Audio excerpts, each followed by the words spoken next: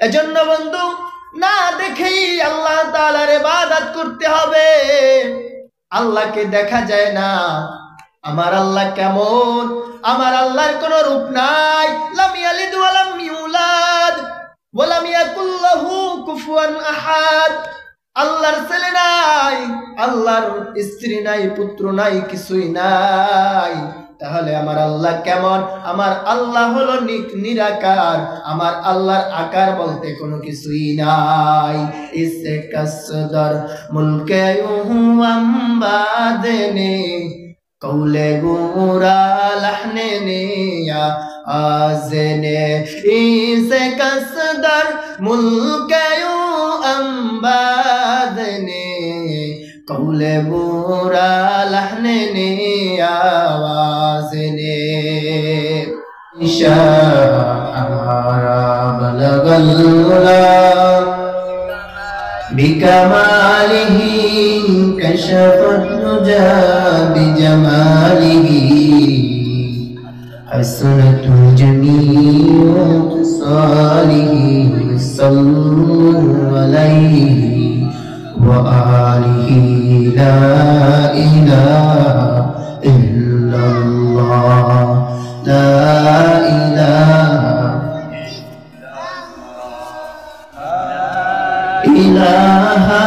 इल्लल्लाह ला इलाहा इल्लल्लाह ला इलाहा इल्लल्लाह ला इलाहा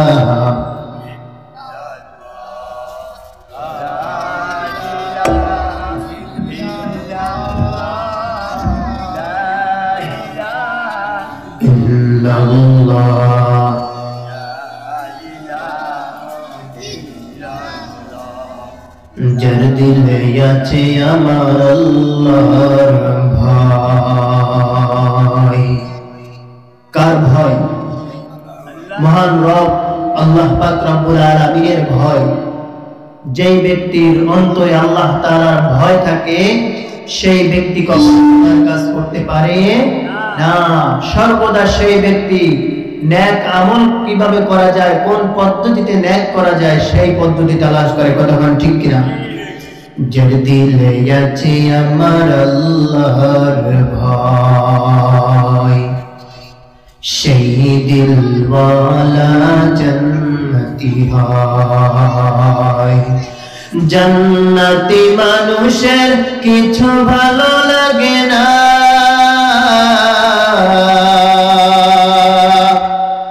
জান্নাতি মানুষের কিছু ভালো লাগে না, শুধু ভালো লাগে ইল্লাল্লাহ লা ইলাহা ইল্লাল্লাহ লা ইলাহা ইল্লাল্লাহ লা ইলাহা ইল্লাল্লাহ লা ইলাহা ইল্লাল্লাহ ইলাহা ইল্লাল্লাহ লা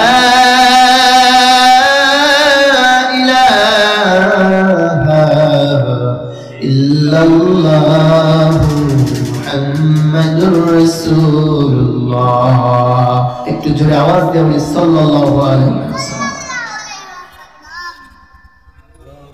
तकबीर में कलमा में नमाज़ों में अज़ां में, तकबीर में कलमा में नमाज़ों में अज़ां में, ऐ नाम इलाही से मिला नाम मुहम्मद, ऐ नाम इलाही से मिला नाम मुहम्मद।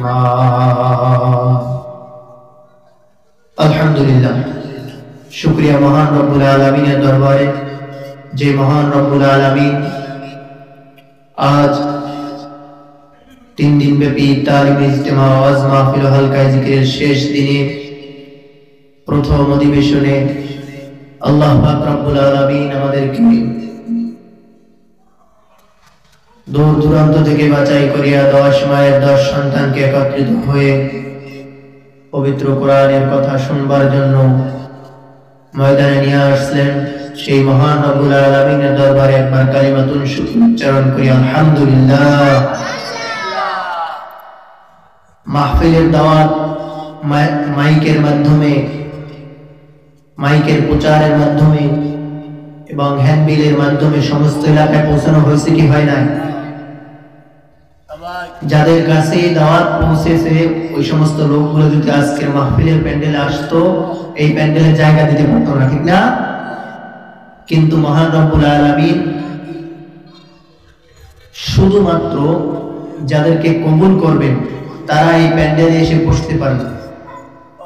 যার দয়া, মহান রবের দয়া যার ভিতরে থাকবে, যার উপরে রহমতের দয়া থাকবে, সেই মাত্র এই জান্নাতি মজলিসে এসে বসতে পারবে।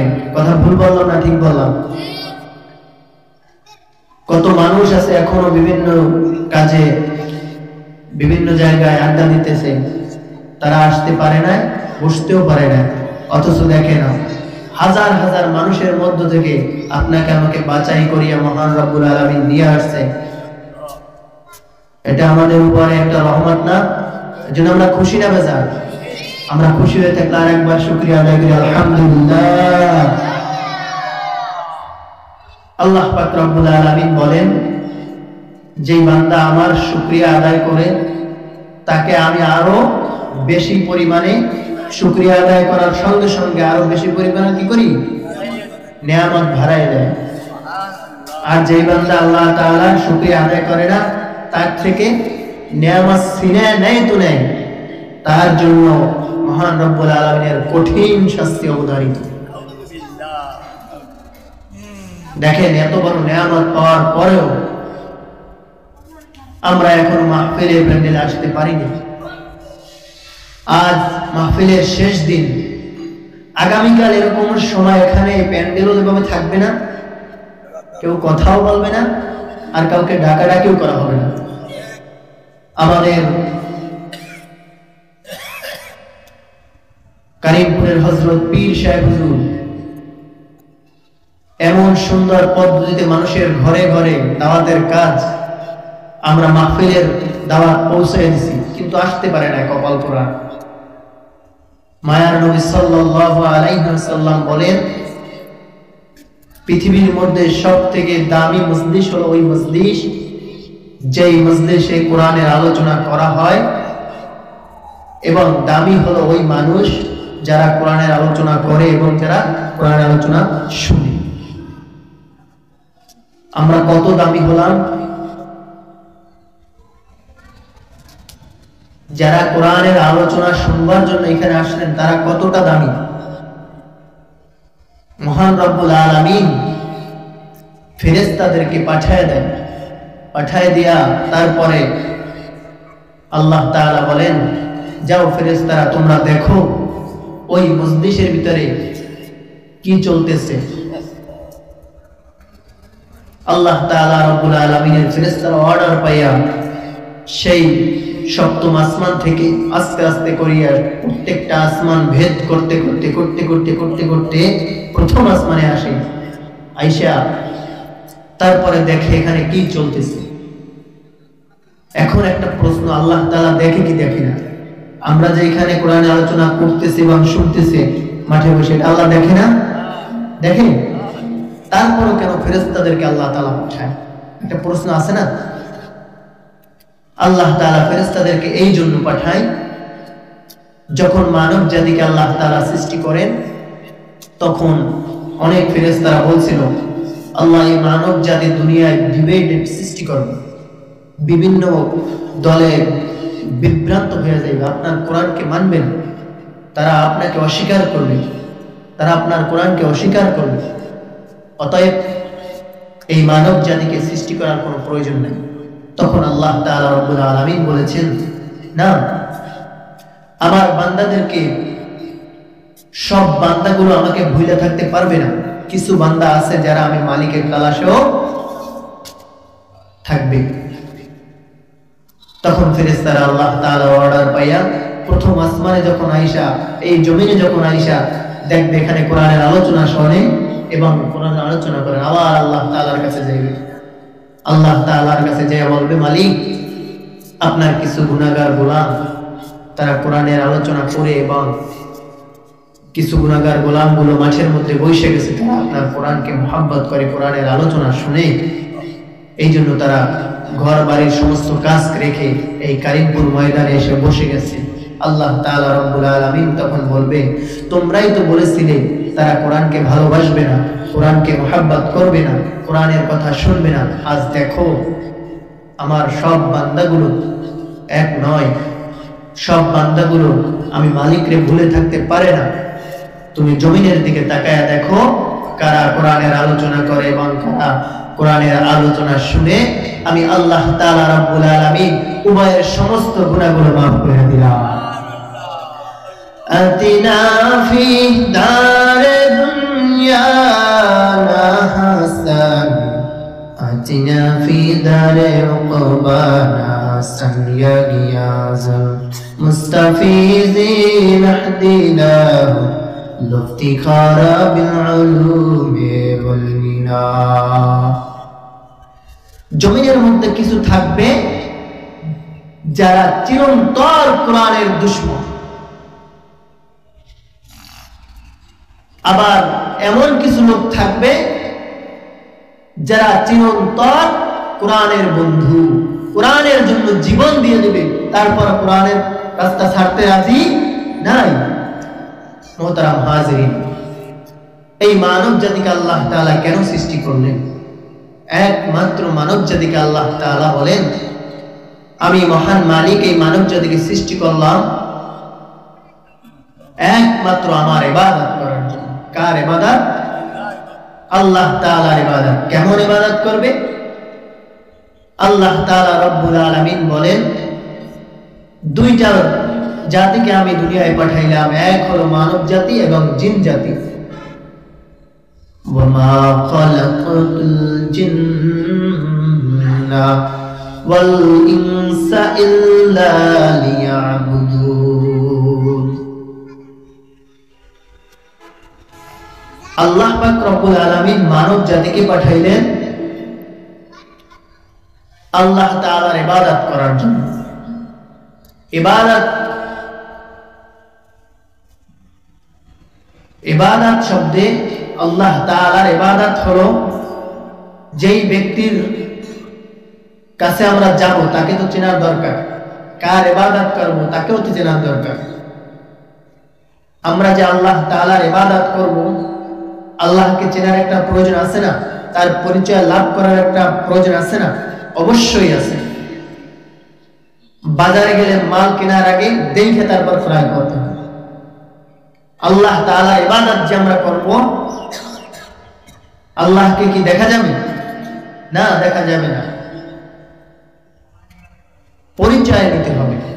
কেমন আল্লাহ তাআলার আকার, আল্লাহ তাআলার আকৃতি কেমন, আল্লাহ তাআলা কিভাবে হতে পারে, আমরা কার ইবাদত করব। এই পৃথিবীটা এমন বড় একটা আসমান আল্লাহ পাক রব্বুল আলামিন বানাইলেন। দেখেন, সাধারণত মানুষ একটা ঘর তৈরি করার জন্য খুঁটির প্রয়োজন হয় কি হয় না? একটা খুঁটি ব্যতীত যেমনি ঘর তৈরি করা যায় না, এই পুরো আসমানের দিকে তাকাইলে দেখা যায় পুরো আসমানটাই খুঁটি ব্যতীত আল্লাহ তাআলা কত সুন্দর ছাদ দিয়ে দিয়েছেন। আল্লাহর পরিচয় যদি বান্দা নাও, প্রত্যেকটা জিনিসে আল্লাহ তাআলা পরিচয় নিতে পারবে। এজন্য আল্লাহ বলেন, আফালা তুবসিরুন আফালা তাতাফাক্কারুন আফালা তাকিলুন। সব জিনিস নিয়ে গবেষণা করবা। সারা দিন ভর তুমি আল্লাহর নাফরমানির ভিতরে ডুবে রইলা, অথচ মায়ার নবী সাল্লাল্লাহু আলাইহি ওয়াসাল্লাম তার জিন্দেগীর ভিতরে কত সুন্দরভাবে আল্লাহ তাআলার পয়গম্বর আপনার আমার জন্য তার জিন্দেগীর লেবাসটা সাজায় দিলেন। তুমি কিভাবে হাঁটবা, কোন পথ দিয়ে হাঁটবা, ডান পা আগে দিবা, খাবারের আগে বিসমিল্লাহ বলবা। সব স্থানে নবীজির সুন্নাত আছে না? প্রত্যেকটা স্থানে স্থানে মায়ার নবীর সুন্নাত আছে। হাদিসের মধ্যে নবী বলেন, তোমরা কখনো পথভ্রষ্ট হবে না যদি তোমরা দুইটা জিনিসকে সঠিকভাবে আঁকড়ায় ধরতে পারো। কয়টা জিনিস? দুইটা জিনিস। তারাকতু ফীকুম আমরাইন লান তাদিল্লু মা তামাসসাকতুম বিহিমা কিতাবাল্লাহ ওয়া সুন্নাত রাসূলি। এক নম্বরে হলো কিতাব কুরআনুল কারীম। বলেন কি? কুরআনুল কারীম। দেখেন আজ সমাজটা এমন হয়ে গেছে, সন্তানকে উচ্চ শিক্ষায় শিক্ষিত করতে করতে করতে করতে এমন অবস্থা হয় সন্তানের বাপ মা দুজনের বৃদ্ধাশ্রমে নিয়ে রাখে। এই শিক্ষার কোনো দাম আছে বলেন? অথচ লক্ষ লক্ষ লক্ষ লক্ষ টাকা ব্যয় করে ইংলিশ মিডিয়ামে পড়ায় সন্তান, কুরআনুল কারীম শিক্ষা দেয় না। যার ভিতরে দ্বীনের শিক্ষা না থাকবে, যার ভিতরে কোরআনের শিক্ষা থাকবে না, পয়গম্বরের আদর্শ থাকবে না, তার মা বাবা বৃদ্ধাশ্রমে থাকবে না। থাকবে কি একজন হাফেজ কোরআনের মা বাবা? বলেন। আজ পর্যন্ত তাকাইলে দেখা যায় কোন মাদ্রাসার ছাত্রর মা বাবা বৃদ্ধাশ্রমে তো ভালো, মাদ্রাসার ছাত্রর মা বাবাকে কষ্ট কইরা তারপর মাদ্রাসার ছাত্ররা বাবা কষ্ট করতে দেয় না। আছে না?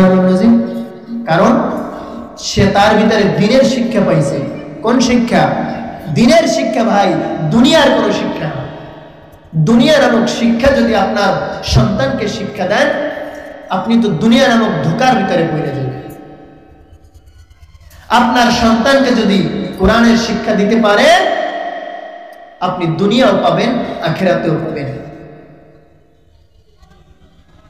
মায়ার নবী সাল্লাল্লাহু আলাইহি ওয়াসাল্লাম বলেন, আমার উম্মত যদি দুইটা জিনিস আঁকড়ে ধরে। কয়টা জিনিস? এক নম্বরে হলো কুরআনুল কারীম, দুই নম্বরে হলো সুন্নাত রাসূলি, নবীজির সুন্নাত। আল্লাহর নবীর সুন্নাতের কত দাম! নবীজির সুন্নাত যার ভিতরে থাকবে, দেখবেন ছোট ছোট বাচ্চারা নোরানিতে পড়ে, রাস্তা দিয়ে হাঁটলে তাদেরকে দেখে সালাম দেয়। ও কি সালামের যোগ্য? অথচ কেন সালাম দেয়? ওর ভিতরে আমার নবীর আদর্শ সুন্নাত, আমার পয়গম্বরের সুন্নাত, আমার আল্লাহর কুরআন, যার কারণে ওরা দেখলে উঠতে বসলে বড় লোকরাও সালাম দেয়। দেয় কি দেয় না? এজন্য সুন্নাতের দরকার আছে না? না। দুনিয়ার পাগল হওয়া যাবে না। মিছে দুনিয়ার পাগল যারাই হয়েছে, ইতিহাস তালাশ করলে পাওয়া যায় দুনিয়ায় বসে মারা গেছে জানাজা দেওয়ার মতো লোক খুঁজে পাওয়া যায় না।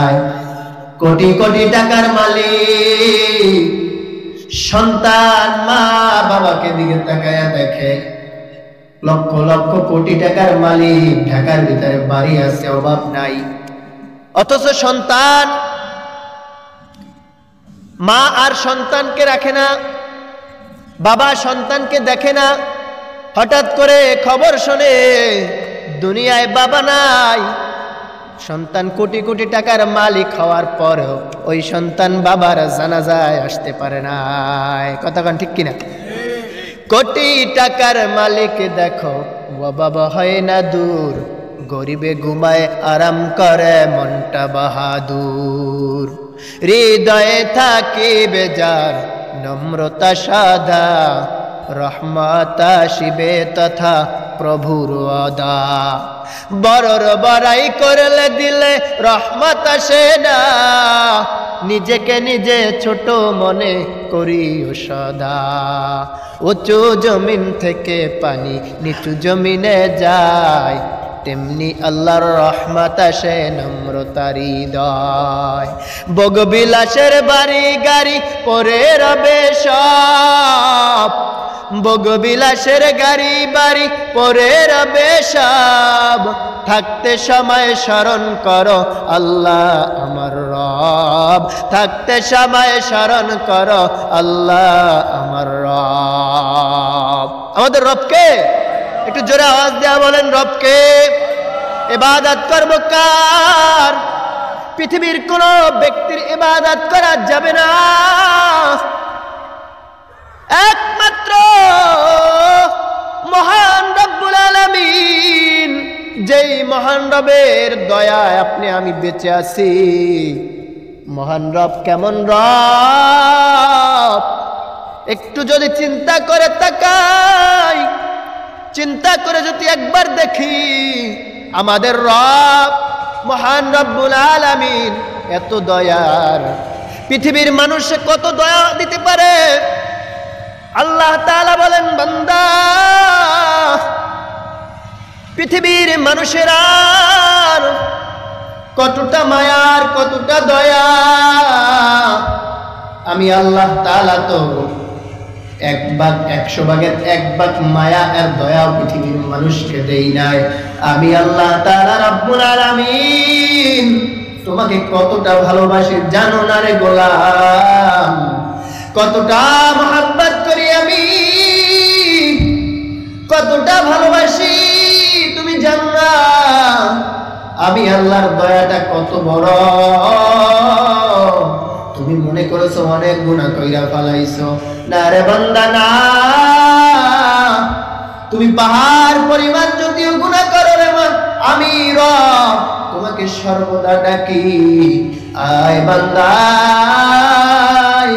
কখন আমি মালিককে একবার আল্লাহ কইয়া ডাক দিবি, আমি মালিক তো তোর এই একটা ডাকের জন্য সব সময় তাকায়া থাকি। ওয়া ইদা সাআলাকা ইবাদি আন্নী ফাইন্নী করিব উজিবুদ দাওয়াতা ইযা দাআন ফালিয়াস্তাজিবু লি ওয়ালইউমিনু বি লাআল্লাহুম ইয়ারশুদুন।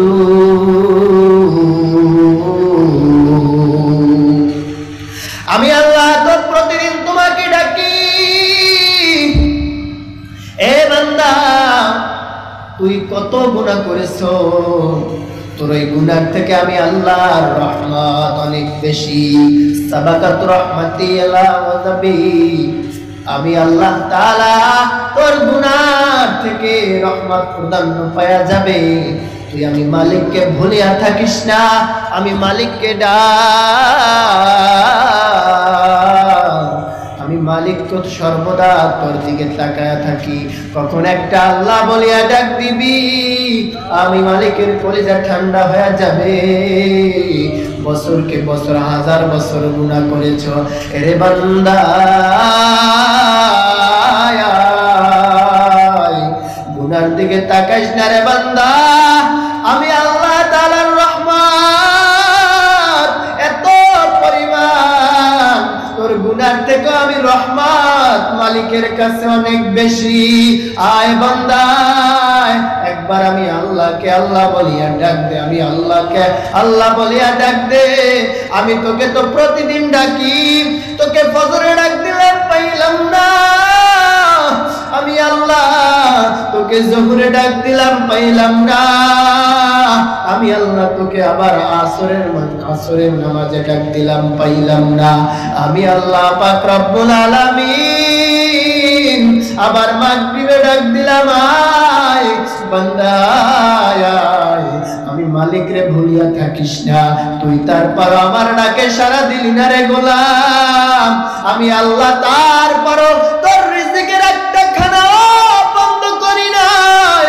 আমি আল্লাহ তোর রাগান্বিত হইয়া বাতাস বন্ধ করিয়া দিনাই। আমি আল্লাহ রাগান্বিত হইয়া তোর মুখ থেকে জবান বন্ধ কইরা দিনাই। আমি আল্লাহ তোর চোখের পাওয়ার কেউ নিয়ে যাই নাই।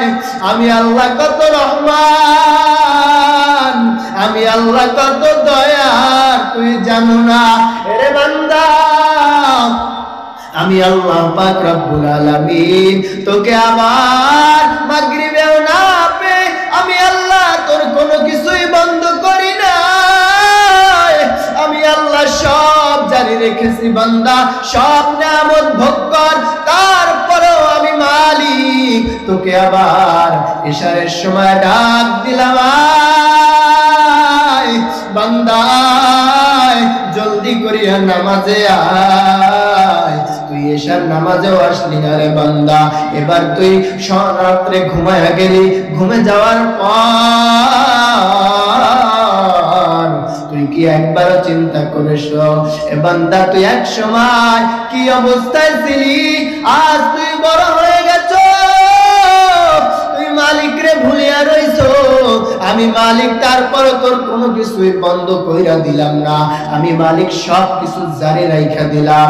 আল্লাহ তাআলা বলেন, বান্দা আমি তো প্রথম আসমানে প্রতিদিন আসি আর বলি আমার বান্দাগুলো কই, আমার গুনাহগার গোলামগুলো কই। প্রতিদিন আল্লাহ তাআলা রব্বুল আলামিন আপনার আমার মালিক, যেই মালিক আপনাকে আমাকে সৃষ্টি করলো, যেই মালিক আপনাকে আমাকে খানা খাওয়াইতে আছে, দুনিয়ার মানুষের কাছে চাইলে কতটা পাবেন? এ যুবক ভাই, ও মুরব্বী বাবারা, ও আমার পর্দার অন্তরালের মা, আল্লাহ তাআলা বলেন দুনিয়ার মানুষের কাছে তোমরা কতটা চাবার কতটা পাবা, আমার মালিক তোমাকে দেওয়ার জন্য পয়সা আছে।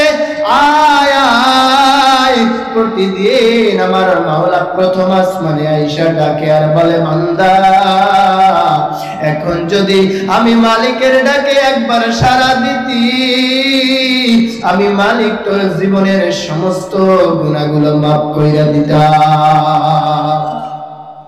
আল্লাহর এক বান্দা মূর্তি পূজারি করত, মূর্তি পূজারি সারাদিন মূর্তির পূজা করত, সনাম সনাম করিয়া মূর্তিকে ডাকত, কিন্তু মালিক রব্বুল আলামিনের পরিচয় পায় না, আর মালিককেও ডাকে না। কিন্তু হঠাৎ করিয়া একদিন ওই বান্দার মুখ থেকে ভুল করে সমাদ উচ্চারণ হয়ে গেছে, সঙ্গে সঙ্গে আমার মালিক ডাক দিয়া বলে, লাব্বাইক ইয়া আব্দি, হে বান্দা তুই আমায় কেন ডাক, কি চাপ, তোর কি চাপ, আমি মালিক তোকে দেওয়ার জন্য প্রস্তুত হয়ে আছি। আল্লাহর বান্দা বলে, এতদিন ইবাদত করলাম মূর্তিকে ডাকলাম সালাম সালাম করিয়া, কিন্তু কোনো আওয়াজ নাই। আজ হঠাৎ করিয়া বের হয়ে গেল সমাদ, আর সঙ্গে সঙ্গে কে যেন বলল, বান্দা কি চাও বল, তোর কি দরকার? আসলেই তো মালিক বড় দয়া, আল্লাহর মতো দয়াবান আর কেউ নাই, আর কেউ হতেই পারে না। দেখেন আমরা এত পাপ কাজ করি, আমাদের কোনো কিছু বন্ধ করে আল্লাহ? না, বন্ধ করে না। এজন্য মহান রব্বুল আলামিন আপনাকে দুনিয়ায় পাঠাইলো ইবাদত করার জন্য। বান্দা ইবাদত করবা এক আল্লাহর ইবাদত। কেমন ইবাদত করবা? আল্লাহ তাআলাকে চিনতে হবে, আল্লাহর পরিচয় নিতে হবে। আল্লাহর এক বান্দা বাহাদুর পাগল নদীর পাশে গিয়ে তারপরে একটা ঘর আঁকে। বিভিন্ন সময় আমরা নদীর পাশে নরম বালু থাকে না, আঁকাআঁকি করি না, ওই পাগলায় সুন্দর সুন্দর ভাবে ঘর আঁকে। হঠাৎ করিয়া ওই জমানার বাদশা হারুন আর রশিদের সাথে দেখা, বলতেছে, হে পাগল তুমি এটা কি করো? কয় আমি একটা ঘর আঁকছি, ঘর, এই ঘরটাকে আমি বিক্রি করব। বাদশা হারুন আর রশিদ বলতেছে, রে পাগল তোর মাথা ঠিক নাই, তুই কেমন পাগল রে? ঘর একশো বালিতে, সেই ঘর আবার বিক্রি করবি? কে কিনবে এই ঘর? বাদশা হারুন আর রশিদ তার স্ত্রী জুবাইদা কে নিয়ে নদীর পাড়ে ঘুরতে যায় এই কাহিনী দেখলো। জুবাইদা বলতেছে আমি ঘর কিনবো। যে মাওলার আশেক, যে যেমন সে ধারণাও করে তেমন, ঠিক না? বাচ্চা হারুন আর রশিদের স্ত্রী জুবাইদা বলতেছে আমি ঘর কিনবো। কয় কত টাকা? বলে আপনি যা দেন তাই দিয়ে আমি ঘর কিনবো। ঘর ক্রয় হয়ে গেছে। জুবাইদা ঘর কিনে নিয়ে বাড়িতে চলে গেছে। রাত্রবেলা ঘুমাইতেছে। হঠাৎ করিয়া বাদশাহ হারুন আর রশিদ স্বপ্ন দেখতেছে কিয়ামত কায়েম হয়ে গেছে। সমস্ত মানুষগুলা দৌড়াদৌড়ি করতেছে। জাহান্নামের ভয়, সব মানুষগুলো দৌড়ায়। কে কোথায় যাবে, অবস্থা পাগলের মতো হয়ে গেছে। মানুষগুলো ছোটাছুটি করতেছে। হঠাৎ করে এক দারোয়ান বলতেছে তুমি কই যাও? ও বাচ্চা হারুন আর রশিদ, তুমি সামনের দিকে যাও। সামনের দিকে যাও, যায় দেখো সুন্দর একটা ঘর আছে। ঘরের সামনে লেখা আছে জুবাইদা। বাচ্চা হারুন আর রশিদ আস্তে আস্তে করিয়া সামনের দিকে আগায়। দেখতেছে ঘরের সামনে একজন দারোয়ান আছে। দারোয়ান ডাক দিয়া বলতেছে রে বাচ্চা, এই ঘর তোমার না, এখান থেকে চলিয়া যাও। বাচ্চা হারুন আর রশিদ বলতেছে ভাই দারোয়ান, এই ঘরের মধ্যে তো লেখা আছে সামনে জুবাইদা। জুবাইদা তো আমার স্ত্রী। দারোয়ান ডাক দিয়া বলে বাচ্চা, তোমার স্ত্রী ঠিকই ছিল। আজ কিয়ামতের ময়দানে স্ত্রীর কোনো পরিচয় চলবে না, দলের কোনো পরিচয় চলবে না। কে আওয়ামী লীগ, কে বিএনপি, কে চরমনাই, কে সারসিনা, কে জামাত, কে তাবলীগ, কোনো পরিচয় চলবে না। যাও যাও বানিয়া যাও, চলবে না। কবরের ভিতরে কারো পরিচয় চলবে? কারো পরিচয় চলবে না। দারোয়ান তারা দিছে। হঠাৎ করিয়া বাচ্চার ঘুম ভাঙা যায়। ঘুম ভাঙা যাওয়ার পর চোখ থেকে পানি ছাইরা দিছে। দৌড় দিয়া স্ত্রী জুবাইদার কাছে চলে গেছে। ডাক দেয়া বলতেছে প্রাণের স্ত্রী আমার, আমি কি যেন দেখলাম ঘুমের মধ্যে কিয়ামত কায়েম হয়ে গেছে। সব মানুষগুলো দৌড়াদৌড়ি ছুটাছুটি করতেছে। জাহান্নামের ভয় আগুন দেখিয়া মানুষগুলো থরথরে কাঁপতেছে। হঠাৎ করে আমি দেখলাম একটা ঘরের সামনে তোমার নাম লেখা। আমি ওই ঘরের সামনে গিয়া পরিচয় দিলাম এটা আমার স্ত্রীর ঘর, আমাকে একটু ঢুকতে দাও, আমি একটু এই ঘরের ভিতরে প্রবেশ করতে চাই। দারোয়ান আমার তারা দিছে, যাও যাও। কিয়ামতের ময়দানে কোন স্ত্রীর পরিচয় চলবে না, কোন বাবার পরিচয় চলবে না, কোন পীরের পরিচয় চলবে না। যাও যাও। ও বিবি আমার, ওই দিন যদি ঘরখানা আমি ক্রয় করতাম তাইলে তো আমি জান্নাত পায়া যাইতাম। চলো চলো, বাহালুল পাগলা কোথায় আছে? একটা ঘর ক্রয় করতে হবে। বাচ্চা খুঁজতে খুঁজতে আবার সেই নদীর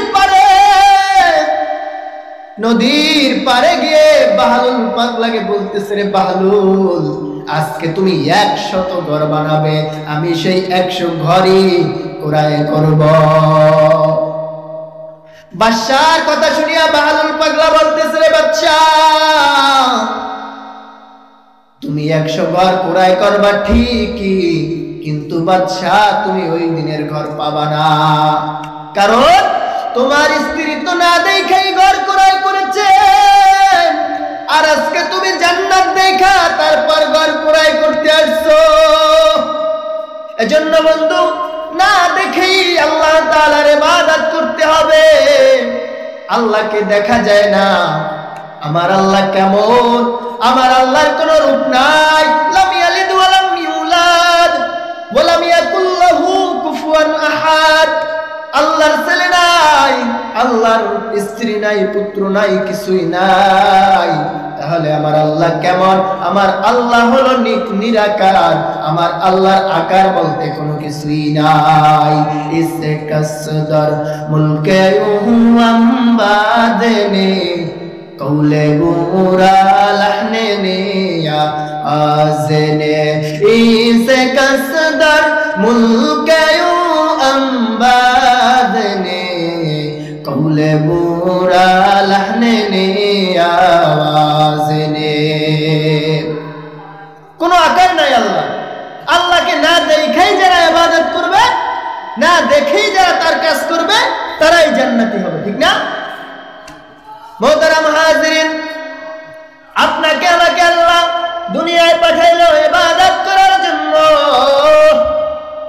এরে বান্দা, দুনিয়ায় তুমি যদি তোমার বাজার ক্রয় করা শেষ হয়ে যায়, তারপর তুমি বাজার থেকে যেমনি ফিরে আসো, তোমাকে আল্লাহ তাআলা রব্বুল আলামিন তোমাকে আমাকে এই দুনিয়ায় পাঠাইলো সদাই ক্রয় করার জন্য, বাজার ক্রয় করার জন্য।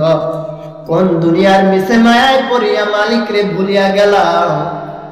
এই পৃথিবীতে তোমার কেউই আপন না, আপন হলো একমাত্র কে? জোরে কোন কে? পৃথিবীতে কেউই থাকতে পারে না, তুমিও থাকতে পারবে না, আমিও থাকতে পারবো না। যদি থাকার একজনই থাকলো, তিনি হলো বিশ্বনবী মুহাম্মদুর রাসূলুল্লাহ। সবার চলে যেতে হবে, ঠিক না? যেতে হবে খালি হাতে, যেতে হবে খালি হাতে, সঙ্গে কিছু যাবে না। 3.5 হাত জায়গা পাবি, পাবি না রে বিছানা। 3.5 হাত জায়গা পাবি, পাবি না রে বিছানা। যেতে হবে খালি হাতে, যেতে হবে খালি হাতে, সঙ্গে কিছু যাবে না। 3.5 হাত জায়গা পাবি, পাবি না রে বিছানা। 3.5 হাত জায়গা পাবি, পাবি না রে বিছানা। আজকে তুমি যাদের লাগি করেছ পাগল পারা, কেউ যাবে না সঙ্গে তোমার, কেউ যাবে না সঙ্গে তোমার। ভেবে দেখো তারা 3টা টুকরা সাদা কাপন, 3টা টুকরা সাদা কাপন, আর তো কিছু যাবে না। 3.5 হাত জায়গা পাবি, পাবি না রে বিছানা। 3.5 হাত জায়গা পাবি, পাবি না রে বিছানা। মুসলমান বন্ধু আমার, মহান রব্বুল আলামিন আপনার আমার রব, পৃথিবীর সব হলো স্বার্থপর, আপনার আমার রব স্বার্থপর না। আপনার আমার রব্বুল আলামিন যদি স্বার্থপর হইতেন, বান্দা এত নিয়ামত ভোগ করার পর মালিকের শুকরিয়া আদায় করো না, আমার আল্লাহ সমস্ত নিয়ামত ছিনায়া নিতে কি নিত না? এজন্য রবের ইবাদত করতে হবে, বেশি বেশি রবের ইবাদত। আল্লাহর নবীর একজন সাহাবী রাবিয়া ইবনে কাব, একদিন নবীজি সাল্লাল্লাহু আলাইহি ওয়াসাল্লাম ভোর রাত্র বেলা উজু করবে, নামাজের জন্য উজু করবে, জরুরত ছাড়বে। হঠাৎ করে আর রবিয়া ইবনে কাব আমার নবীর কাছে তার উজুর পানিটা নিয়ে আইনা দিয়া তারপরে আবার গেল। রবিয়া ইবনে কাবকে আমার নবী জিজ্ঞেস করতেছে, রবিয়া ইবনে কাব তুমি আজকে আমার কাছে যা চাও আমি তোমাকে তা দিব। মুসলিম শরীফের একটা হাদিসের কথা বলতেছে। আল্লাহর নবী বলতেছে, রবিয়া ইবনে কাব তুমি কি চাও? আজকে তুমি যা চাইবে আমি তোমাকে তাই দিয়ে দিব। রবিয়া ইবনে কাব বলতেছে, ওগো পয়গম্বর আমি আপনার কাছে একটা জিনিস চাইবো। আল্লাহর নবী বলেন, তুমি কি চাইবে আমি তাই দিয়ে দিব। সঙ্গে সঙ্গে রবিয়া ইবনে কাব ডাক দিয়া বলতেছে, ওগো আমার পয়গম্বর আমি চাই জান্নাতে একটু আপনার সাথে থাকতে। জোরে করো সুবহানাল্লাহ। রবিয়া ইবনে কাবকে আবার বলতেছে, চাও তুমি কি এটাই চাও? তুমি এইটাই বলতে চাও? রবিয়া ইবনে কাব ডাক দিয়ে বলছে, ইয়া রাসূলুল্লাহ আমি আপনার পাশে জান্নাতে থাকতে চাই, আর কিছুই চাই না। ওইখানে যদি আমরা হইতাম বলতাম, ও নবী আমাদেরকে বড় বড় বিল্ডিং বানায় দেন, টাকা দিয়ে দেন, ধনী বানায় দেন, বলতাম কি? বলতাম না। দেখেন সাহাবীর চাওয়াটা কত সুন্দর। আল্লাহর নবী সাহাবী রবিয়া ইবনে কাব কথা বলার পর আমার নবী ডাক দিয়ে বলতেছে, রবিয়া ইবনে কাব তুমি যদি আমার সঙ্গে জান্নাতে থাকতে চাও ফাইন্নাহু বিকাসরাতিস সুজুদ তুমি বেশি বেশি সিজদা দাও। কি করো? বেশি বেশি মালিকের কদমে সিজদা দাও। রবিয়া ইবনে কাব যখন এই কথা রাসূল যখন এই কথা বলল, রবিয়া ইবনে কাব বলল, ওগো পয়গম্বর বেশি বেশি নামাজ পড়লেই কি আমি আপনার সঙ্গে জান্নাতে থাকতে পারবা? আমার পয়গম্বর ডাক দিয়া বলতেছে, রবিয়া ইবনে কাব নামাজ হলো জান্নাতের চাবি। কিসের চাবি? নামাজ হলো জান্নাতের চাবি। তুমি যদি বেশি বেশি নামাজ আদায় করো আমি নবীর সাথে তুমি জান্নাতে থাকতে পারবা। এখন বর্তমানে সমাজ এমন হয়ে গেছে, ফজরের নামাজে আজান চলতেছে, আজান দিয়া প্রায় জায়গায় নামাজ পড়ে মুয়াজ্জিন আর ইমাম সাহেব আছে না নাই? বর্তমান সমাজে জুমার নামাজে মসজিদে দেখবেন জায়গা পাওয়া যায় না, অথচ পাঁচ ওয়াক্ত নামাজে মুসল্লি খুঁজে পাওয়া যায় না। এরে ভাই, এরে বন্ধুরা আমার, আপনার আমার পয়গম্বর নামাজের জন্য কতই না কষ্ট করলো। উম্মতের মায়ায় পড়িয়া আপনার আমার পয়গম্বর এখনো মদিনায় উম্মতের কথা স্মরণ করে কি করে না? সেই পয়গম্বরের কথা, মিফতাহুল জান্নাতিস সালাহ, নামাজ হলো বেহেশতের চাবি। দুনিয়ায় তালা খুলতে যেমনি চাবি লাগে, আপনার আমার নামাজ বেহেশতের চাবি হলো নামাজ। যার নামাজ যত ভালো তার আমলও তত ভালো, তার লেনদেনও তত ভালো, তার চেহারাও দেখতে কত সুন্দর, ঠিক না? এজন্য নামাজ পড়তে হবে কি হবে না? কয়েকত না শুধু জুমা? বর্তমান সমাজ তো এমন হয়ে গেছে, শুধু জুমার মসজিদে গেলে তাও আবার কি, মসজিদে যদি জিলাপি আসে, ওরে আল্লাহ জিলাপি কে কার আগে নেবে সেদিকে ব্যস্ত।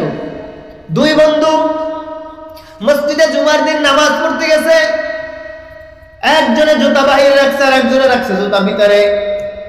যেই জনে জুতা বাহিরে রাখছে ওকে আমি আগে বের হবো, আমার জুতা বাহিরে। অথচ নামাজের শেষে আসছে, যাইতে চায় আগে। বর্তমান সমাজের মুসল্লি এমন আছে, মসজিদের নামাজের মধ্যে ঢুকে আর বারবার ঘড়ির দিকে তাকায়, ইমাম সাহেব বয়ান শেষ করেন, আছে না নাই? কি দরকার ছিল আপনার এখানে এসে তাড়াহুড়ো করার? দুনিয়ার সব জায়গায় তাড়াহুড়ো করেন, মসজিদে এসে কেন তাড়াহুড়ো করেন? এখানে 1 ঘন্টা তো বসাই রাখি না, মসজিদে 5 ঘন্টা তো আর বসাই রাখি না। সারা দিন বেহুদা কাজে সময়কে নষ্ট করেন।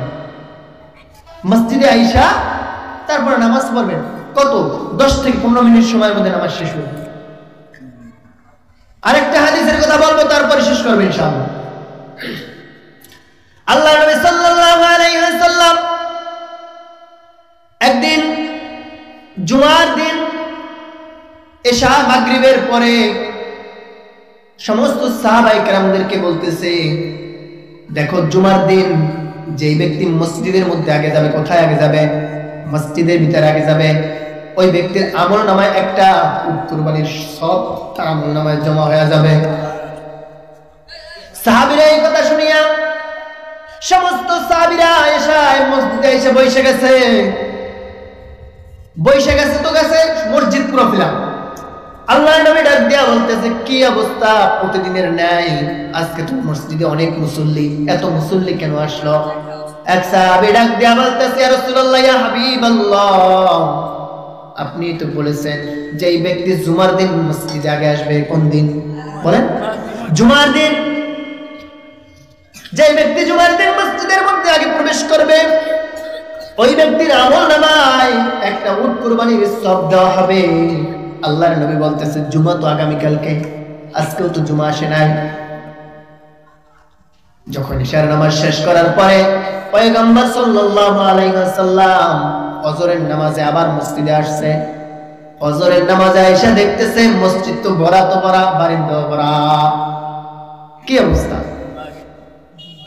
আল্লাহর নবী বলতেছে, ও আমার সাহাবায়ে কেরাম, এত মানুষ কেন আজকে মসজিদে ফজরের নামাজে? প্রতিদিন তো অল্প অল্প লোক আসে। এক সাহাবী ডাক দিয়া বলতেছে, ইয়া রাসূলুল্লাহ, ইয়া হাবিবাল্লাহ,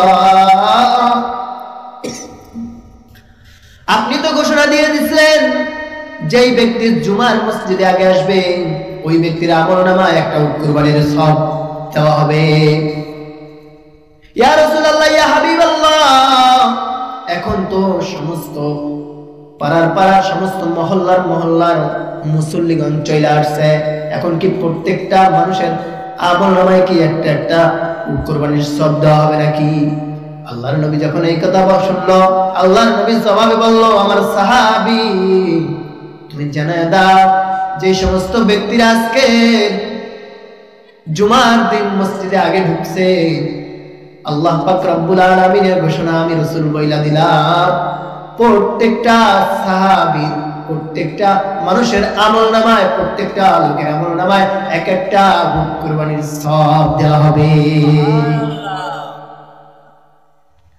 অথচ আজকে আমাদের সমাজে জুমার দিন মসজিদে আইসাও তারা বলে, হুজুর টাইম শেষ, দুনিয়ার সব শেষ হয়ে যাবে, এদিক খেয়াল, মসজিদে আইলে টাইম শেষ।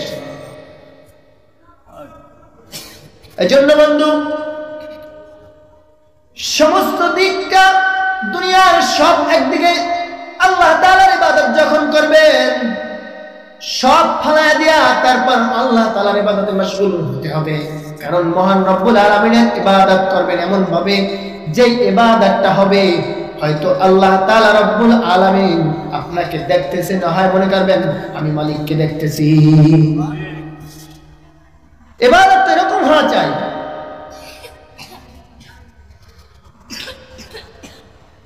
আজ আমাদের সমাজের ইবাদত এমন হয়ে গেছে, সন্তান নামাজ পড়ে না, বাবাই কিছু বলে না, মা নামাজ পড়ে না, সন্তানেও কিছু বলে না। আবার সন্তান যখন নামাজে বাবায় ডাক দিয়ে উঠায়, মা বলতেছে আমার সন্তানের শরীর খারাপ হয়ে যাবে, আছে না? দেখেন, অথচ মায়ের নবী সাল্লাল্লাহু আলাইহি ওয়াসাল্লাম বলেন, পৃথিবীর সবথেকে যুবকদের ইবাদত আল্লাহ তাআলা বেশি পছন্দ করেন, যুবক বয়সের ইবাদত। আমাদের সমাজের যুবকরা এমন নামাজের ধারেই নাই, ন্যাক আমলকারী কয়, ন্যাককারী কয়, তাও চিনে না। আল্লাহর নবীর একজন সাহাবী বলতেছেন, নেকি কি জিনিস? নেকি কি জিনিস?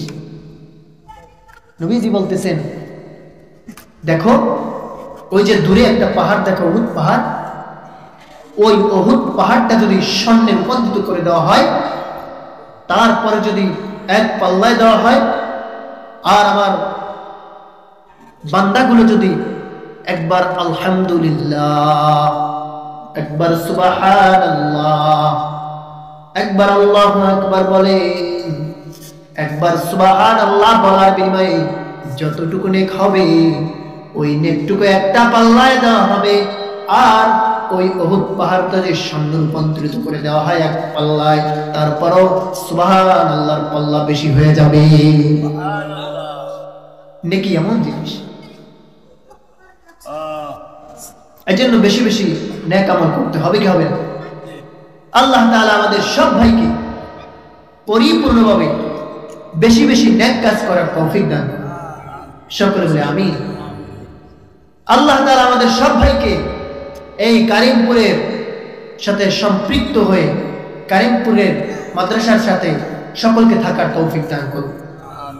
দেখেন না ভাই, এক পাগল সে যদি আল্লাহ ওয়ালার সংস্পর্শে থেকে তার পাগলামি বন্ধ করিয়া দাড়ি রাখিয়া টুপি লাগাইয়া বড় জামা লাগাইয়া জুব্বা পরিয়া সে যদি ভালো হইতে পারে, আপনি আমি কেন পারব?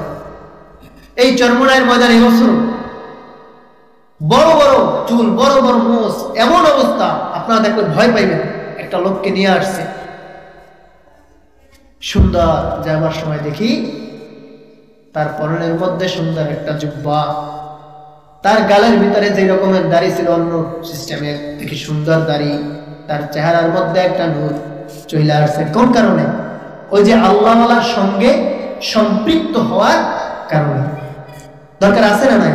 কবি বলেন, সোহবতে সালে তোরা সালে কুনা, সোহবতে তালে তোরা তালে কুনা তেক জামানা, সোহবতে বা আউলিয়া, সোহবতে সদ সালে তাত বেনিয়া।